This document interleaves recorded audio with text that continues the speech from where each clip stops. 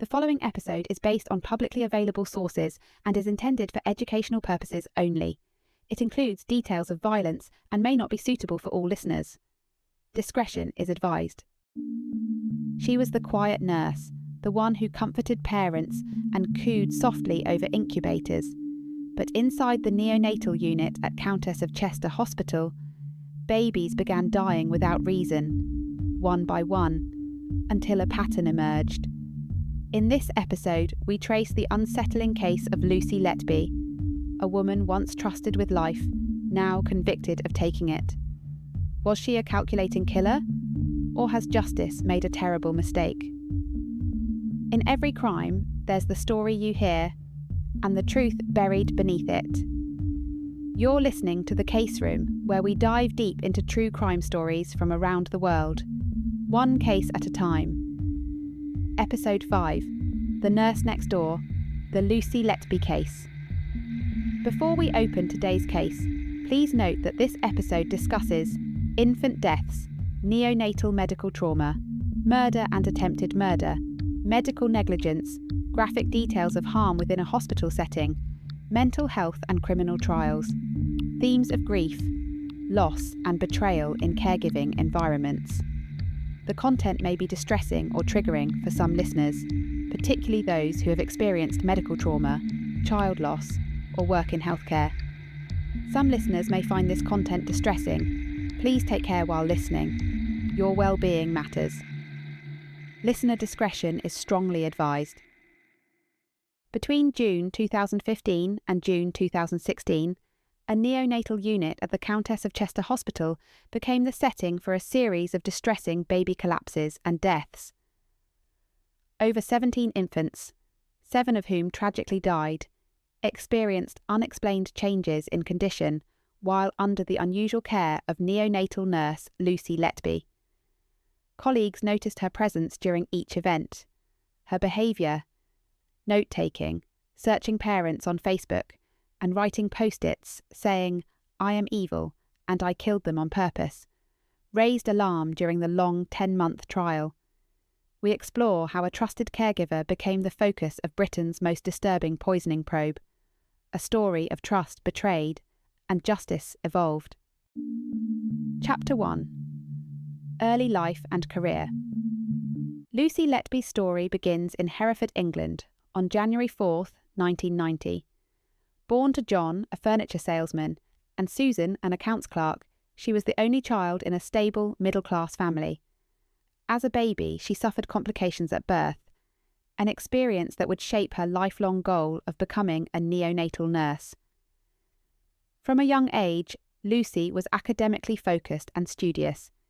She attended St. James Church of England Primary, progressed through Ayleston School, and completed her sixth form at Hereford. Friends from school remembered her as the geeky girl, quiet, diligent, and serious about her future. That focus led her to the University of Chester in 2008, where she pursued a degree in child nursing. She was the first in her family to attend university, a milestone her parents celebrated publicly, even placing a congratulatory notice in their hometown newspaper when she graduated. Her nursing placements were significant and revealing. She spent time at Liverpool Women's Hospital and the Countess of Chester Hospital, working hands-on in neonatal wards from 2008 until 2011. However, her student years were not without concern. During a final year placement at Chester, her assessor noted she was lacking in clinical confidence and empathy, described as cold, and needing to improve medication awareness and sensitivity in communication. She failed the placement, but after a remedial reassessment under a new supervisor, she ultimately passed. Despite that early misstep, Letby qualified in September 2011 with a BSc in child nursing. By January 2012, she had secured a registered nurse post in the Countess of Chester Hospital's neonatal unit. Her ambition realised. She lived simply, first in rented housing near Hereford, and eventually purchasing a home within walking distance of the hospital in 2016. Throughout 2012 to 2015, Letby's career appeared to flourish. She expressed pride in helping vulnerable newborns, mentioned fundraising for a new neonatal unit, and described intensive care work as exciting, while non-intensive tasks bored her. She completed a neonatal care specialisation course in March 2014 and by early 2015 was authorised to work in the ward's most critical areas. But beneath the polished exterior, cracks began to show. In July 2013, during a training shift, Letby accidentally administered 10 times the correct dose of morphine to a newborn, a potentially fatal error. Though her overseer caught the mistake quickly, Letby was suspended from controlled drug administration for a week. Colleagues reported she seemed more upset by the temporary penalty than the severity of the mistake. Then, in April 2016, she administered antibiotics that weren't prescribed. While she reported this as a minor error, the incident led to her being taken off night shift duties.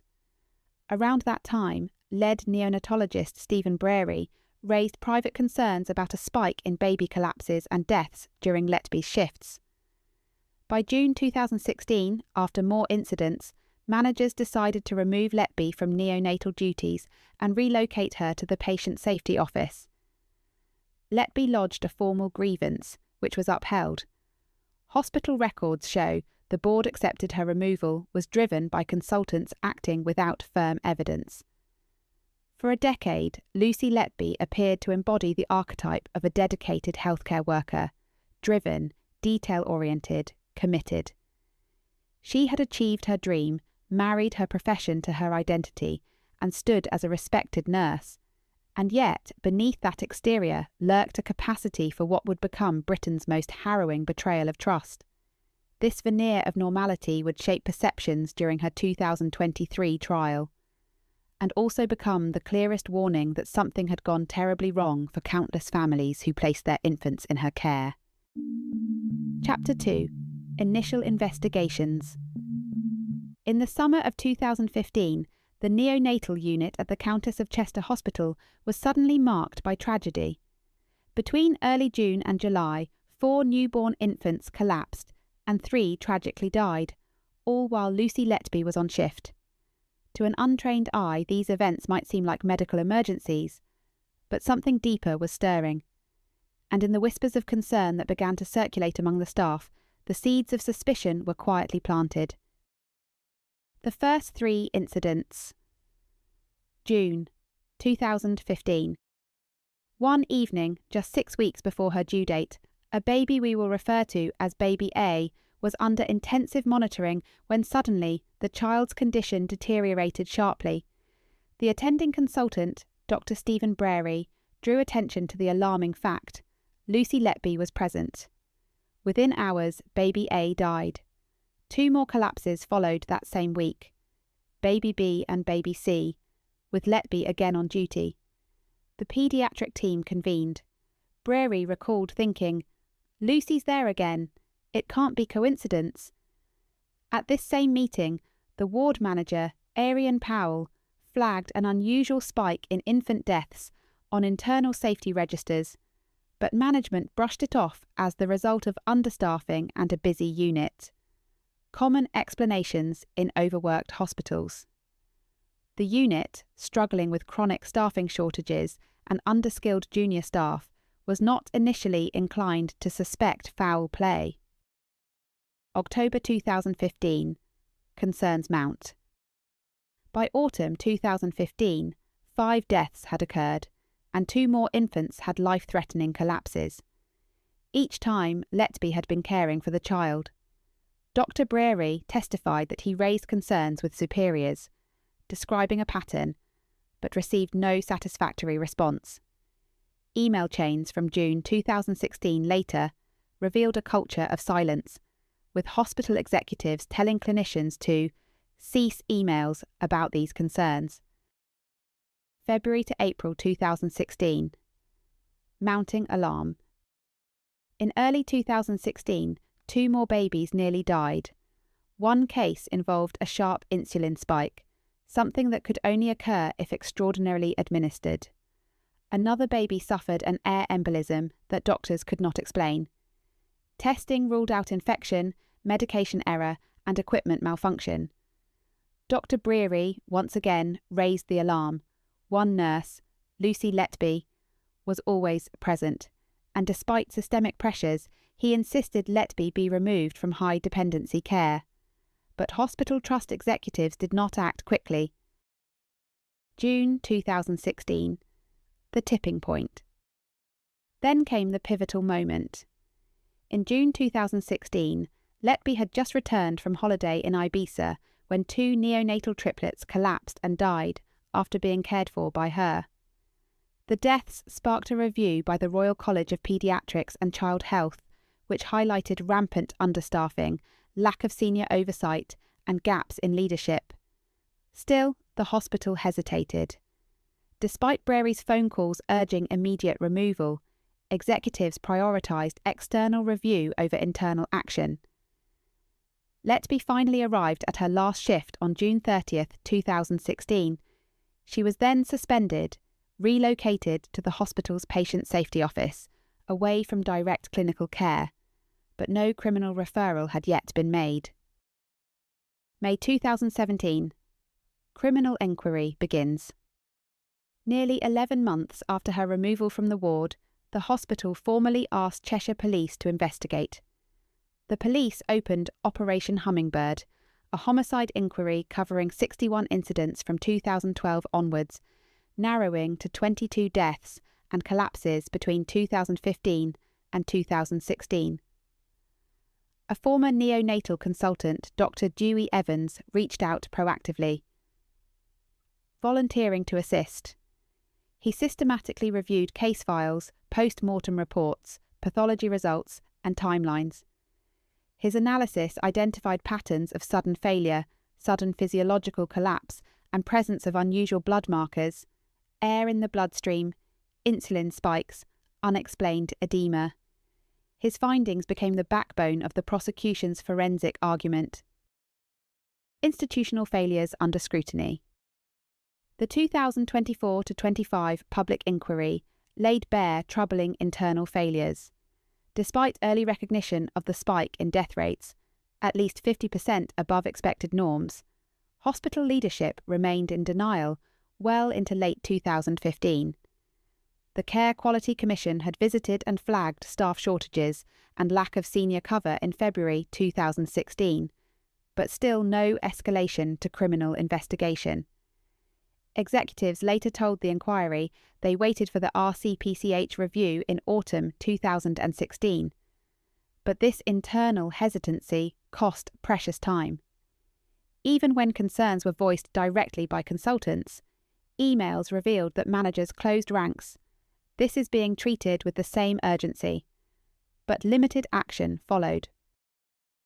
Discrediting collusion versus caution. Hospital executives defended their delay by claiming the evidence was insufficient at the time. But during the inquiry, Richard Baker, counsel for the families, condemned this as reprehensible, accusing leaders of stalling and obstructing the criminal referral for nearly 2 years. Dr. Breary emphasised this delay. If we'd alerted the police in June 2015, things might have been very different. The early investigations into Lucy Letby's presence and the spate of neonatal collapses revealed a chilling confluence of coincidence, crisis, and complacency. Staff, overworked and fearful, hesitated to trust their instincts. Executives, wary of scandal, prioritised internal reviews over criminal referrals. And amid these institutional falterings, more tragedies occurred. But it was the badged courage of frontline paediatricians and the forensic precision of Dr. Evans that eventually forced the issue to the open. This chapter is the turning point, the moment when whispers turned into warnings, and those warnings became the foundation for justice. Chapter 3. The 2023 Trial and Evidence.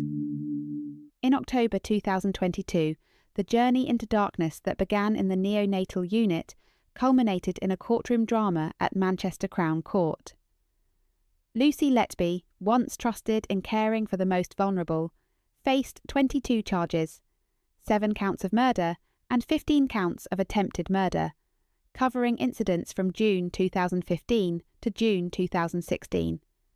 The prosecution described it as Britain's most shocking case of neonatal homicide, one grounded in circumstantial clues, patterns, and chilling details. Shift pattern evidence.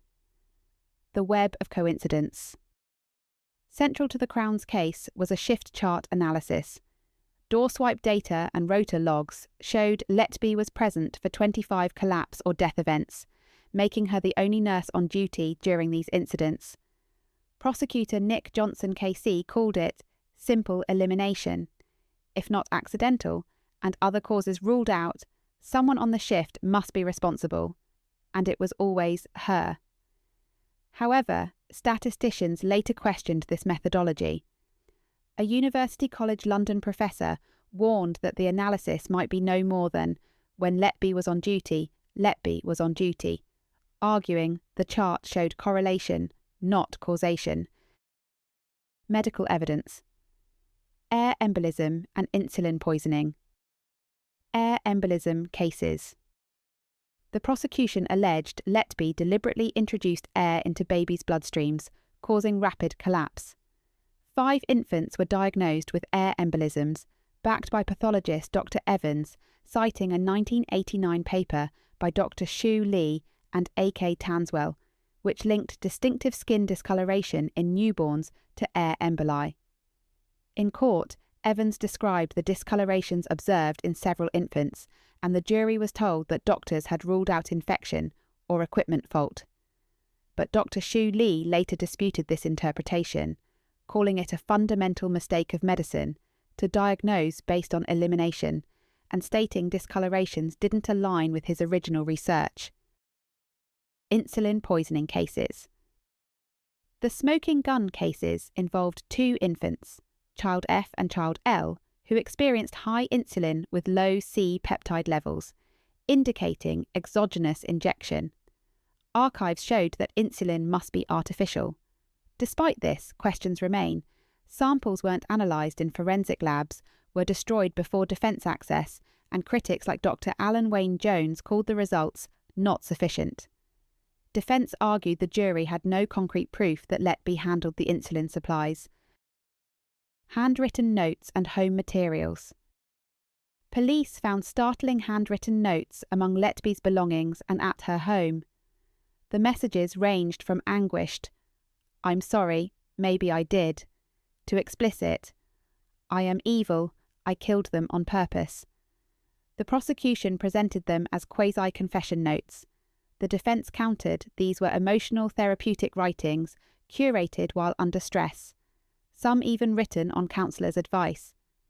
Additionally, Letby's diary pages bore baby initials and dates aligned with incidents, suggesting preoccupation. The prosecution highlighted this as incriminating. Her legal team suggested it reflected emotional trauma and scrutiny rather than intent. Behavioural evidence and medical records.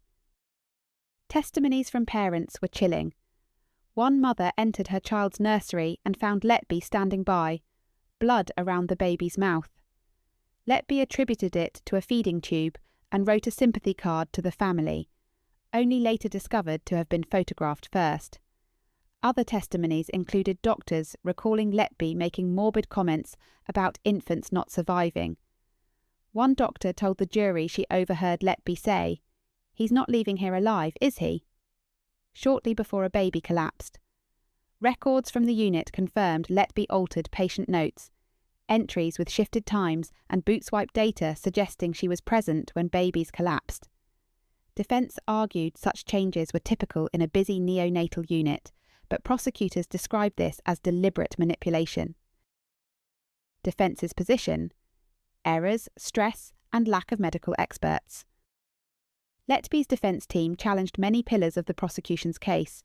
They emphasised systemic failures, inadequate staffing, substandard hygiene, and medical complications common in neonatal care. Interestingly, no independent medical experts were called for her defence, the court record from July 2024 notes, even though multiple reports were filed. Instead, the only non-expert witness was a plumber who confirmed recurring drainage issues. argued to have potentially caused or contributed to infant deterioration. The Royal College Review and Expert Disputes. After the conviction, scrutiny intensified. A panel of 14 international neonatologists concluded there was no medical evidence to support malfeasance in Letby's charges. The group disputed the air embolism theory and questioned all instances of insulin poisoning. Similarly, the BMJ and others noted that the prosecution's case rested heavily on a single expert, Dr. Evans, and behavioural inferences. Critics have called for the case to be re-evaluated by the CCRC. A summary of key evidence. Throughout the trial, the prosecution presented a range of evidence that they argued pointed to Lucy Letby's guilt.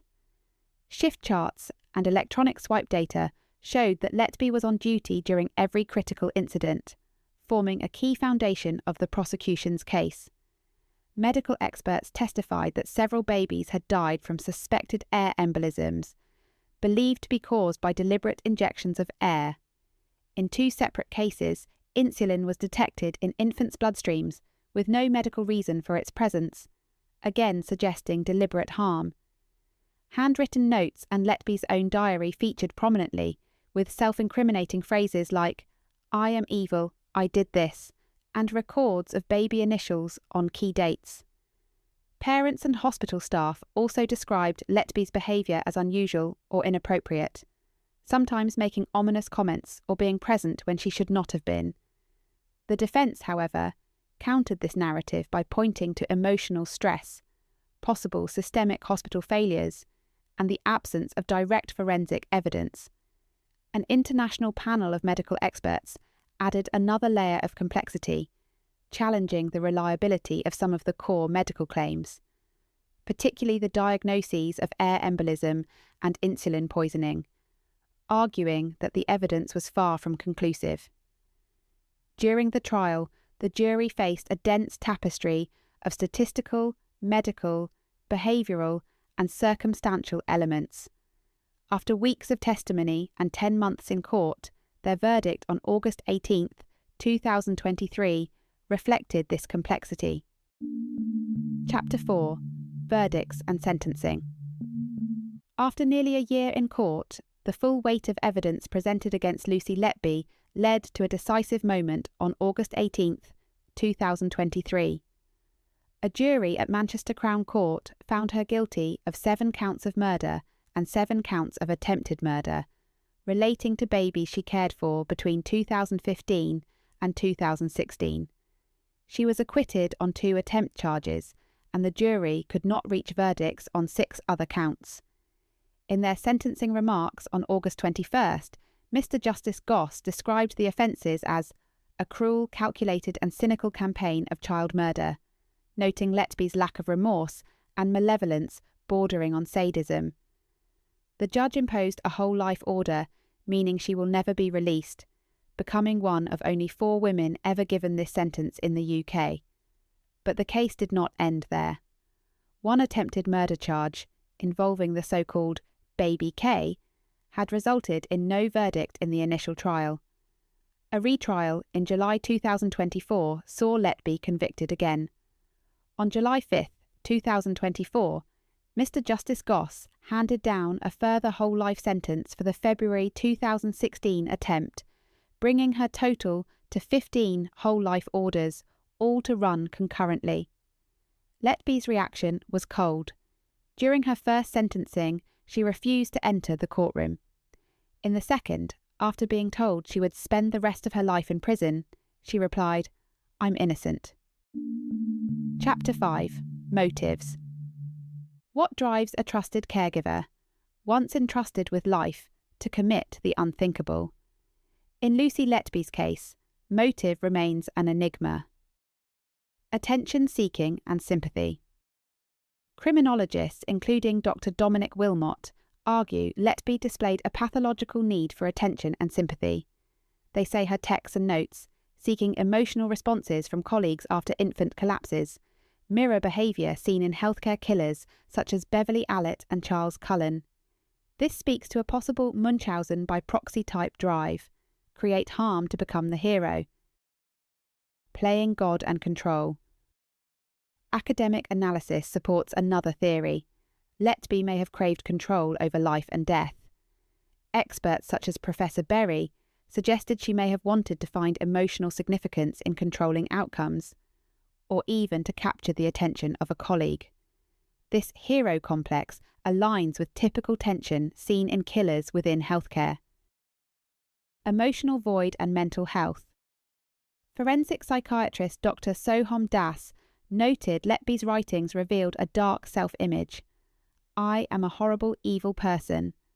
I killed them on purpose. He contrasts this with Harold Shipman's God complex, arguing Letby's actions stemmed from low self-esteem, loneliness, and emotional desperation, not grandiose illusions. Diary and confessional notes. Letby's notes contained tortured assertions. I am evil, I did this, combined with hashtags and baby initials on dates of incidents. Prosecutors argued these were incriminating. The defence countered they were emotional venting, therapy by scribble, and not a blueprint for action. The question looms, were these confessions or the writings of a tortured mind? No single motive. No clear motive was presented in court or accepted by the jury. Letby denied any romantic involvement with a doctor despite suggestions from the prosecution. Her silence has left room for speculation. The Guardian notes, true motive may never be known, intensifying debate over whether justice truly aligns with truth. In the absence of clarity, Letby's motive becomes a mirror, reflecting our search for understanding in horror. Was it pathological attention-seeking, a twisted need for control, or emotional collapse under pressure? In many medical homicide cases, motive remains elusive, and in this case, perhaps the true driver is a complexity never fully revealed. Chapter 6. Post-conviction. With Lucy Letby behind bars serving multiple whole-life orders, the case did not end in the courtroom.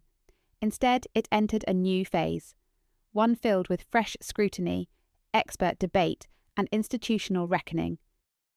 Removal from nursing and public inquiry.